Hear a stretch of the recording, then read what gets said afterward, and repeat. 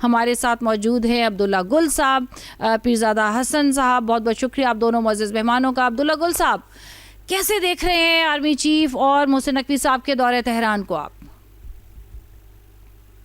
बिस्मिल्लाहिर्रहमानिर्रहीम, बहुत बहुत शुक्रिया। देखें, अगर सिर्फ रवाबित ही होते और कोई पैगाम रसानी करनी होती तो मोहसिन नकवी साहब काफ़ी थे, फील्ड मार्शल साहब का जाना बनता ही नहीं था। तो मोहसिन नकवी साहब ये काम तो पैगाम रसानी का कर ही रहे थे। इसलिए मेरा ख्याल है कि फील्ड मार्शल साहब जब गए हैं तो कुछ ना कुछ वो लेके गए हैं, और डोनाल्ड ट्रंप साहब से भी उनका रब्ता मेरी इतलात के मुताबिक हुआ है, और जेडी वेंस साहब ने कनेक्ट करवाया उनको। और डोनाल्ड ट्रंप साहब कोशिश कर रहे हैं कि इलेक्शन से पहले उनका कुछ ना कुछ सिलसिला बन जाए, और ये प्रोबेबली शायद लास्ट कोशिश होगी, क्योंकि इसके बाद सितंबर और अक्टूबर और 3 नवंबर को अमेरिका में इलेक्शन है, मिड टर्म, और डोनाल्ड ट्रंप को कुछ दिखाना पड़ेगा। जाहिर है यहाँ बदनीयती भी उनकी शामिल है। वो चाहते हैं कि 14 नुकात से हट के कोई बात की जाए, और ईरान जो कि सदर जो बाकी तालिबान साहब से मुलाकात हुई हमारे फील्ड मार्शल साहब की, उन्होंने यही इसके ऊपर जोर दिया कि जनाब हम तो वो 14 नुकात पे बात करना चाहते हैं, क्योंकि आज 14 नुकात को ठुकरा रहे हैं तो कल को जो अब मुआहदा करेंगे उसको भी ठुकरा देंगे। यानी कि एक वक्त गुजारने की बहुत एक बड़ी बात है। मैं क्योंकि अभी ईरानियन एम्बेसी में ही होके आया हूँ, तो इसलिए मुझे मालूम है कि वहाँ की सिचुएशन क्या है, और तहफ़्फ़ुज़ात हैं उनके भी बहुत सारे। वो ये कहते हैं कि जी हो सकता है कि डोनाल्ड ट्रंप साहब सिर्फ वक्त गुजार रहे हों नवंबर इलेक्शन के बाद, क्योंकि अक्टूबर के अंदर 27 अक्टूबर को नेतन्याहू का भी पता चल जाएगा कि क्या होना है इलेक्शन में उसके साथ। उसके बाद डोनाल्ड ट्रंप साहब दोबारा भी हमला कर सकते हैं, उनके ऊपर कोई खतरा, किसी किस्म का दबाव नहीं रहेगा। तो ये तमाम चीज़ें हैं जो नेचुरली ईरान की लीडरशिप बहुत मेरे ख्याल में महसूस कर रही है इन सारी चीज़ों को। तो ये वो बातें हैं जिनको अगर सामने रखा जाए तो हमें ये अंदाज़ा होता है कि इस टाइम पे एक लास्ट ऑप्शन है हमारे फील्ड मार्शल साहब, और जो ईरान का भी एतमाद हासिल रखते हैं और सदर ट्रंप का भरोसा भी।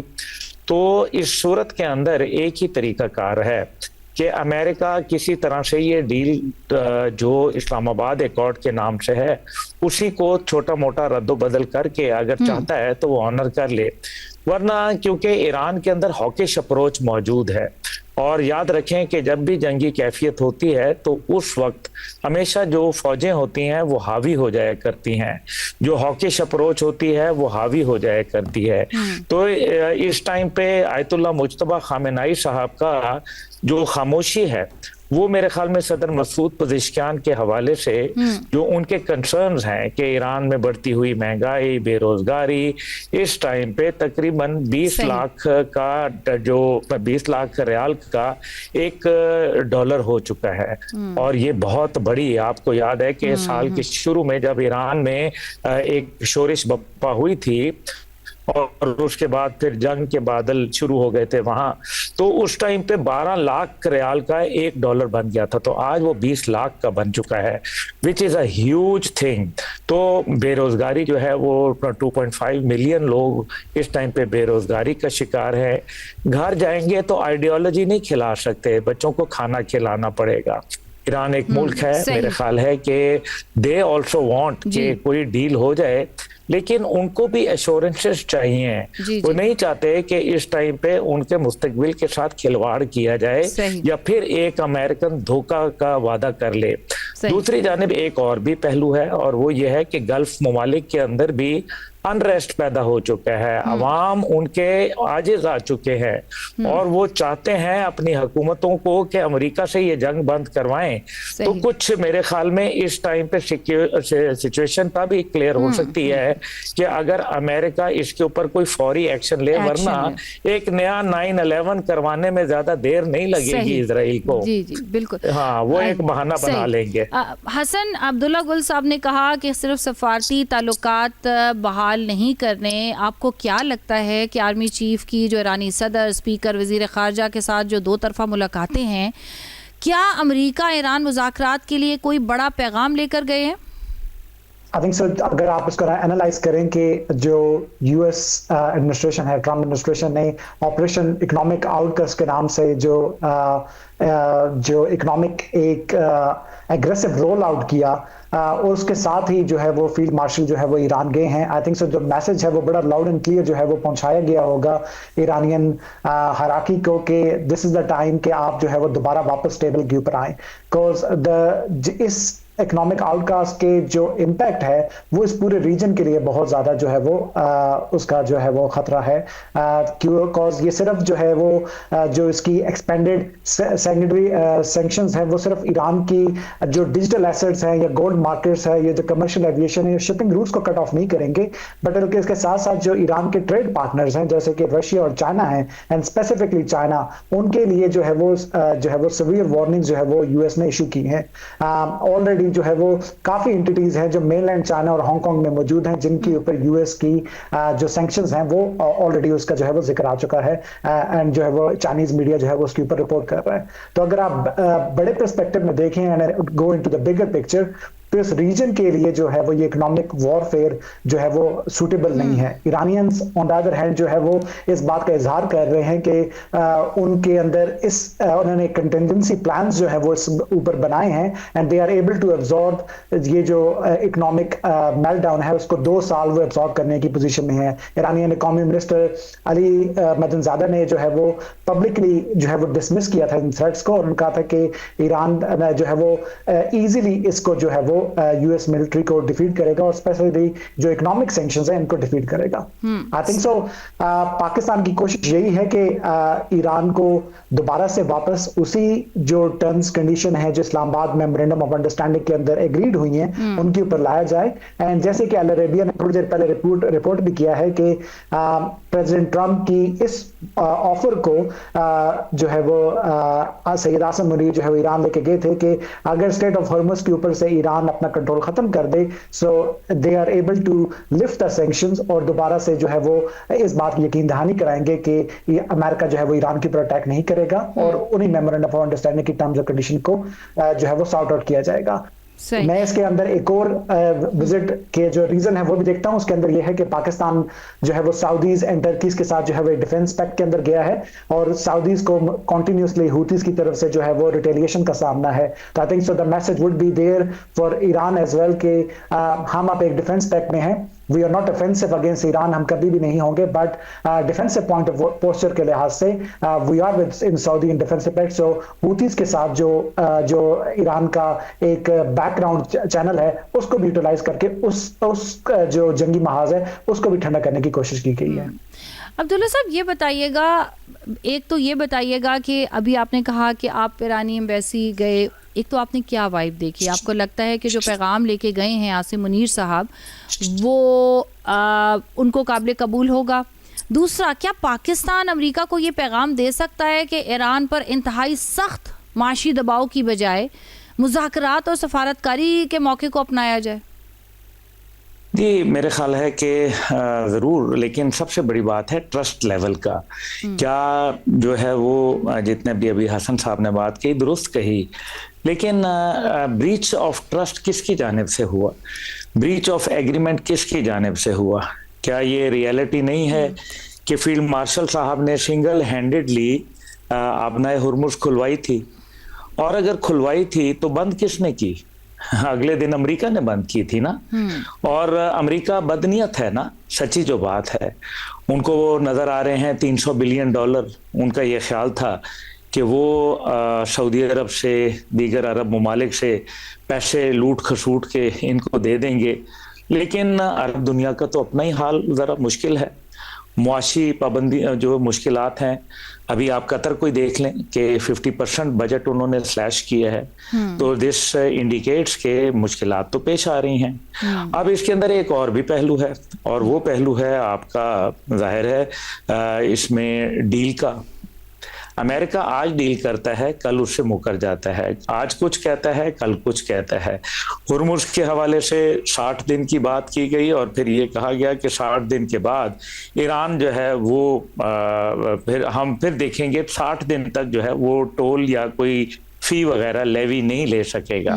यानी कि 60 दिन के बाद ले सकेगा क्या? तो ये वो तमाम चीजें हैं जो ईरान को मुश्किलात हैं। ठीक है, इसमें कोई शक व शुबा नहीं है कि जो अभी चाइना की जो अभी अभी स्टेटमेंट थोड़ी देर पहले आज आई है, वो आप देख लें कि उन्होंने अपने इकोनॉमिक एक्टिविटी और ख़ास तौर पे जो उनके ऊपर पाबंदियों की बात हो रही थी, अभी जो अमेरिका ने ये कहा, जिस उन्होंने ये बात की कि हम जो है वो क़यामत ख़ेज़ पाबंदियां लगाएंगे उनके ऊपर, तो उसका किसने असर लिया, आप मुझे ये बताएं ना। अमेरिका का इश्यूज आ रहे हैं, let's be honest about it, कि अमेरिका को बहुत सारे इश्यूज आ रहे हैं। ओमान जैसे मुल्क के ऊपर हमला करने की बात की तो ओमान ने रिस्पॉन्ड तक करने की जरूरत नहीं महसूस की, जस्ट इमेजिन। और इसी तरीके से सवाए यूएई के किसने कहा है कि हम ईरान के साथ सैंक्शंस जो हैं वो उनको समझेंगे, किसी ने नहीं बोला। इससे पहले नेवल ब्लॉकेड की बात की गई तो साउथ कोरिया और जापान तक ने तो शिप देने से इनकार कर दिया था नेवल ब्लॉकेड के लिए। तो अमेरिका भी बहुत सारे मसाइल के अंदर घिरा हुआ है और पीछे रह गए हैं टोटल 2 माह के अंदर इलेक्शन कैंपेन भी है, याद रखिए। वो एक बहुत बड़ा उनके लिए इशू है, डोनाल्ड ट्रंप के लिए, उनकी इंतजामिया के लिए। तो अभी जो सिचुएशन बन रही है वो बड़ी, मेरे ख्याल में एक खराब सिचुएशन आ रही है, जिसके अंदर फ्रस्ट्रेशन भी बढ़ रही है और अमेरिका कोई भी काम कर सकता है। नेतन्याहू वॉर थिएटर को बढ़ा रहा है, वो सीरिया, तुर्किया, लबनान की तरफ लेके जा रहा है। पहले भी जब स्विट्जरलैंड में हुआ तो लबनान का फ्रंट उसने गर्म कर दिया। उसके बाद आप देखें कि अब उसको ये नजर आ गया है कि अमेरिकन तो खित्ते से जा रहे हैं और अगर वो खित्ते से चले गए तो दे आर मोस्ट वल्नरेबल।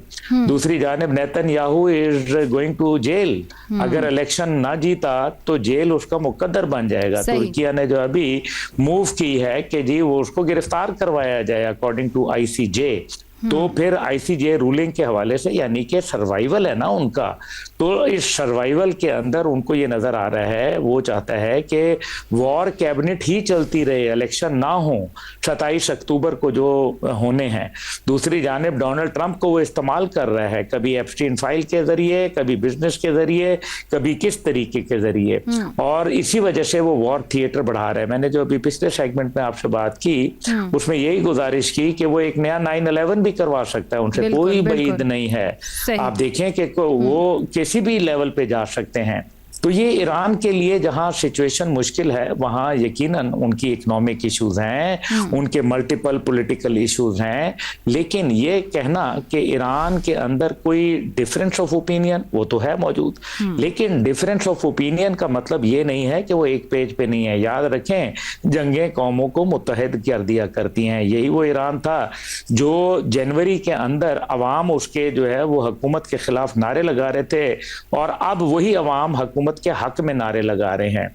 तो there is hell lot of difference what is right now we are facing. दूसरी जानिब चाइना का मामला है। चाइना का जो तकरीबन 90% ईरान का ऑयल था, 14% चाइना की जरूरियात को पूरा कर रहा था। अब वो ठीक है कि वो रशिया से वो ले रहा है और वो जो यूरोपियन पोर्ट्स हैं उनसे भी वो ले रहा है, लेकिन इन सब के साथ साथ एक चीज तो नजर आ रही है और वो ये है कि मुश्किलात में दुनिया की इजाफा ज़्यादा देर मुमकिन नहीं होगा। डोनाल्ड ट्रंप के हाथ से गेम निकल रही है और इस फ्रस्ट्रेशन के अंदर वो कोई भी एक गलत इकदाम उठा सकते हैं और यही चीज़ है जो मेरे ख्याल में ईरान को सोचने पे मजबूर कर रही है। लेकिन मैं समझता हूँ कि फील्ड मार्शल साहब जो गए हैं वो डोनाल्ड ट्रंप की ख्वाहिश पर गए हैं और क्यों ना हो, कोई फर्क नहीं पड़ता। पाकिस्तान पैगाम के हवाले से एक एतमाद साजी की फिजा कायम कर रहा है तो इसमें तो कोई बुरी बात तो नहीं है, लेकिन मकसद यह है कि क्या अमेरिका ऑनर करेगा अपनी कमिटमेंट्स को? क्या माजी में उसने ऑनर किया है? क्या वो हमेशा से कट एंड रन पॉलिसी अपनाने का माहिर नहीं है? क्या Vietnam, Haiti, Somalia, Afghanistan, Laos, हर जगह उन्होंने कट एंड रन पॉलिसी नहीं इख्तियार की? तो यही वो चीज है जो कि इजराइल को सोचने पे मजबूर कर रही है कि अमेरिका के सींग फंसाए रखे खित्ते में। अच्छा हसन, ये बताइएगा, अगर अमेरिका, जैसे कि अब्दुल्ला गुल साहब ने कहा कि वो कुछ भी कर सकता है, ईरान के साथ साथ बाकी जो तिजारत करने वाले ममालिक हैं उन पर पाबंदियाँ लगाता है, उन पर भी लाइक जो अदर ममालिक हैं उनके ऊपर भी सानवी पाबंदियाँ लग जाती हैं, तो ऐसी सूरत में फिर पाकिस्तान के लिए सबसे बड़ा इकोनॉमिक और डिप्लोमेटिक चैलेंज क्या होगा? पाकिस्तान हेविली रिलाई करता है चाइना के ऊपर। ऑल्थो चाइना जो है वो एब्जॉर्ब करने की पोजीशन में रखता है कि अगर चाइना के ऊपर सैंक्शन लगती हैं या चाइनीज के ऊपर अगर आप इस ऑपरेशन आउटकास्ट को देखें तो उसकी जो सीवियर जो सैंक्शंस हैं वो ये है कि चाइनीज बैंक्स को जो है वो स्विफ्ट सिस्टम से जो है वो निकाल दिया जाएगा। स्विफ्ट सिस्टम से निकलने की वजह से एक इमीडिएट जो है वो डिवैल्यूएशन प्रेशर जो है वो चाइनीज के ऊपर डेवलप होगा। चाइनीज फॉरेन एक्सचेंज जो रिजर्व्स हैं वो 3 ट्रिलियन प्लस जो है वो यूएस डॉलर के हैं, और those asset will become instantly frozen और लिक्विड। तो जो बिगर पिक्चर के अंदर जो ये दोनों ममालिक है, अगर यूएस जो है वो ईरान की आड़ लेके और इस ऑपरेशन आउटकास्ट के उसके अंदर जो है वो चाइनीज के ऊपर जो है वो ये प्रेशर बिल्टअप करता है, तो उसका नुकसान जो है वो चाइना का होगा और ऑटोमेटिकली उसका जो है वो बेल्ट एंड रोड इनिशिएटिव की वजह से उसका नुकसान पाकिस्तान के ऊपर भी आएगा। लेकिन अगर देखा जाए जो चाइनीज हैं उन्होंने लास्ट कुछ ईयर से जो है वो इस चीज को एक फोरसाइट करना जो है वो शुरू किया था। चाइनीज का इंटरनल एक सिस्टम है जो कि cross border inter bank payment system है। ऑल्थो वो जो है वो स्विफ्ट के ऊपर रिलाई करता है, बट टोटल एक्सपर्जन की सूरत में वो स्विफ्ट सिप्स को जो है वो इंडिपेंडेंटली जो है वो फुल फ्लैज जो है वो एक्टिवेट करेंगे और जो अपनी सारी ट्रेड है उसको युआन में लेके जाना पड़ेंगे। चाइनीज ऑलरेडी जो है वो ब्रिक्स के अंदर भी हैं, मिडिल ईस्ट की कंट्रीज के साथ जो है उनका ट्रेड है, पाकिस्तान के साथ है और जो है वो रशिया के साथ मौजूद है। तो वो हेविली जो है वो रिलाई करेंगे कि जो ट्रेड का जो सिनेरियो है वो पेट्रो डॉलर से चेंज होकर युआन डॉलर के अंदर जो है वो स्टार्ट हो जाए। But this is not easy because US ने जो है वो डेकेड्स के अंदर जो है वो ये एक इकोनॉमिक आर्किटेक्चर जो है वो खड़ा किया है जिसके हेजेमनी में वो सबसे ऊपर है इस वक्त। तो जो प्रेशर है वो बड़ा रियल है, जो सैंक्शंस हैं वो बहुत रियल हैं। अब देखने में ये आएगा कि प्रेसिडेंट ट्रंप जो है वो अपनी बात के साथ जो है वो बरकरार रहेंगे और कितनी विलिंगनेस शो करेंगे इसको पुश करने के लिए। That's only time will tell, और हमें जो है वो नेक्स्ट जो हफ्ते हैं उसके अंदर जो है वो चीजें ज्यादा बेहतर तरीके से नजर आना शुरू होंगी। सही। अच्छा अब्दुल्ला गुल साहब, ये बताइएगा कि अभी जब ये पाकिस्तान, सऊदी अरब और टर्की का जो एक एक्ट हुआ था, मक्का अकॉर्ड हुआ था, तो ये सोचा जा रहा था कि शायद पाकिस्तान जो है वो डिप्लोमेटिक रोल अदा ना कर पाए इस इक्वेशन की वजह से ईरान के साथ, क्योंकि शायद कुछ ट्रस्ट इश्यूज होंगे या अब शायद कोई नया सालसी किरदार सामने आएगा। लेकिन अब जो ये दौरा है इससे ये जाहिर होता है कि उस इक्वेशन का सच कुछ फ़र्क नहीं पड़ा। अभी भी पाकिस्तान ही इस डिप्लोमेटिक चीज़ों को लेकर के आगे बढ़ रहा है वाशिंगटन और तेहरान के बीच। जी, वो असल में बात यह है कि और कौन सा मुल्क है इस टाइम पे जो अमेरिका का ट्रस्ट भी है, जिसको ईरान का भरोसा भी है, एतमाद भी है, और तो कोई मुल्क है नहीं ना। 193 कंट्रीज आखिर थी वो यूनाइटेड नेशन अम्ब्रेला के अंडर, वो कर सकती थी अपना काम। जहाँ तक मामला है, देखें मेरे ख्याल में चाइना का जो मामला है उनको ऐसे आप दबा नहीं सकते। अभी जो उनकी स्टेटमेंट आई है बड़ी सख्त स्टेटमेंट है। चाइना काफ़ी अरसे से राइस पीसफुली की चक्कर में फिर रहा है, और अगर ये गजा के अंदर उसने कुछ एक्ट किया होता जिस तरह से सीरिया के अंदर किया था, रशियन एयरक्राफ्ट कैरियर के साथ अपना एयरक्राफ्ट कैरियर ला खड़ा किया था, तो आज सिचुएशन फर्क होती है। अभी चाइना को जबरदस्ती घसीटने वाली बात है। दिस मीन्स के अमेरिका एक स्ट्रगल कर रहा है बतौर सुपर पावर, वो असर्ट करना चाह रहा है अपने आप को बतौर सुपर पावर के, अपने आप को दिखाना चाह रहा है कि मैं बहुत बड़ा ताकतवर चीज हूँ। I think the more they are going to clutch the sand the quicker it will go out of their hand. जितना वो मुट्ठी को रेत में मजबूती से दबाएंगे, रेत उतनी जल्दी से उनके हाथ से निकल जाएगी। इसलिए अब आप अगर वो कहते हैं ना कि आप बैल मुझे मार वाली बात है, चाइना ने टेक्नोलॉजी के अंदर तो उनको मारा है। आप ये देखें ना कि ईरानियन एयरफोर्स, जिसको मल्टीपल टाइम्स डोनाल्ड ट्रंप साहब तो ख़त्म कर चुके थे, अलहदा बात है कि फिर उनके जहाज निकल आए, ना सिर्फ निकल आए बल्कि उन्होंने जाके हमला भी कर दिया।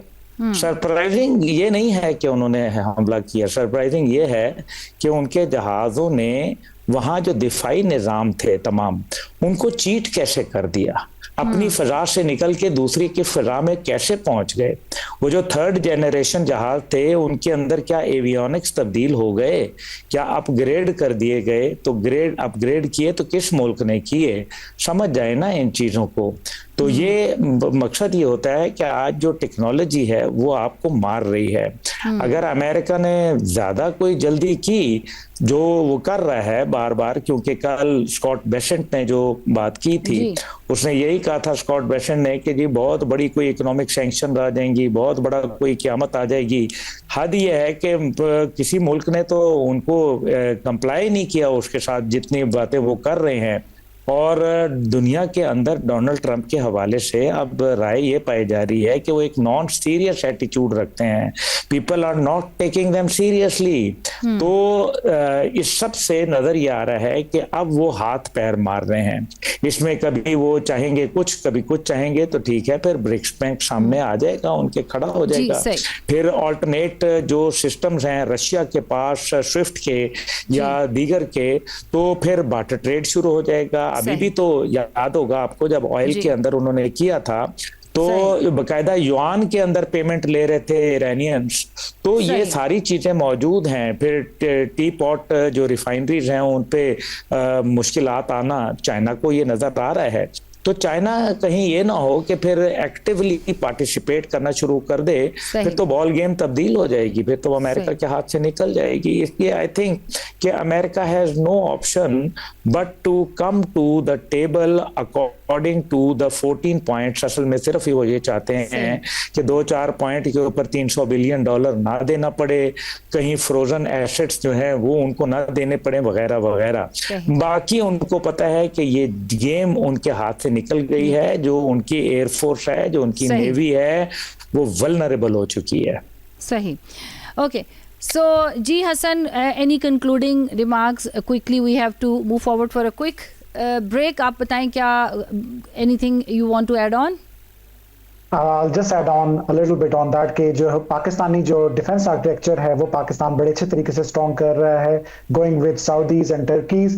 And DGISI was yesterday in Bahrain and then today he is in Kuwait as well. So तो पाकिस्तान जो अपनी जो डिफेंस के लिहाज से जो अपना आर्किटेक्चर है वो इस रीजन के अंदर सही प्ले आउट कर रहा है। जैसे अब्दुल्ला गुल साहब ने जो है वो इसराइल का जिक्र किया, so I think so we have to look forward कि जो इलेक्शन वहां पे होने हैं, वहां पे बेंजामिन नेतन्याहू जब जाएगा तो जो उसको रिप्लेस करने के लिए आ रहा है, he is very hawkish as well. वो भी जो है वो तुर्की के बहुत ज्यादा खिलाफ है, नफ्ताली बेनेट। एंड देखने में आएगा कि how much he will go on and take this head on, because उसका ईरान के बारे में भी जो है बहुत एंटी स्टांस है, और उसका जो स्टांस है टुवर्ड्स टर्की है वो बहुत ज्यादा खतरनाक है। एंड देन वो पाकिस्तान के लिए भी खतरनाक है, because Pakistan is already in the defensive act with Turkey and Saudi. So वो चीज जो है वो पाकिस्तान को इन्वॉल्व कर सकती है उस कॉन्फ्लिक्ट के अंदर भी। सो टाइम विल टेल कि अक्टूबर जो है वो सही। बहुत बहुत शुक्रिया हसन, हमारे साथ मौजूद थे अब्दुल्ला गुल साहब। नाज़रीन, अभी वक्त